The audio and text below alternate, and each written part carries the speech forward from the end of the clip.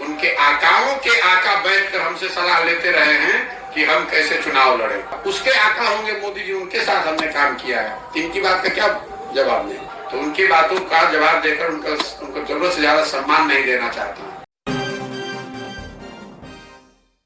मैंने जो काम किया है वो किसी के कहने की जरूरत नहीं है, वो तो देश के सामने है। और नीतीश कुमार ही क्यों, लोग, मैंने मोदी जी के लिए भी काम किया है, नीतीश कुमार के लिए काम किया है, 10 राज्यों में चुनाव जीते हैं, तो ये कोई छुपी हुई बात है नहीं।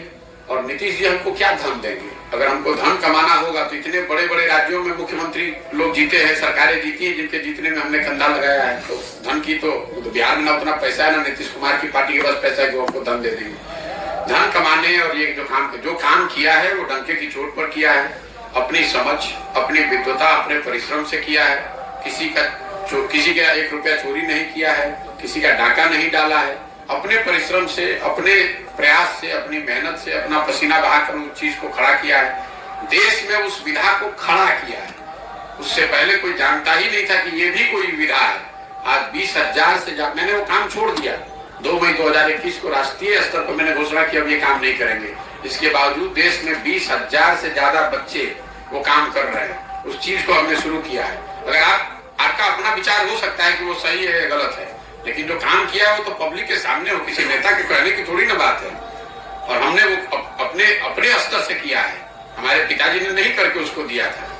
और जहां तक आपने कहा तीसरा मोर्चा, चौथा मोर्चा, तो आप इतनी तो समझ रखिए कि अगर कोई दल, कोई मोर्चा मैं बनाऊंगा तो वही एक मोर्चा बिहार में बचेगा, कोई मोर्चा नहीं बचेगा। इतना भरोसा रखिए। हम उनमें से नहीं है जो लड़ने के लिए लड़ता है। अगर लड़ने, अरे आप पहले सुन तो लीजिए, मैंने कहा कुछ बात आपने सुनी नहीं। अगर जन सुराज दल बनता है तो आप देखिएगा एक ही दल बचेगा, उसका नाम होगा जन सुराज। आपको एहसास नहीं है कि मैं कितनी बड़ी व्यवस्था बना रहा हूं।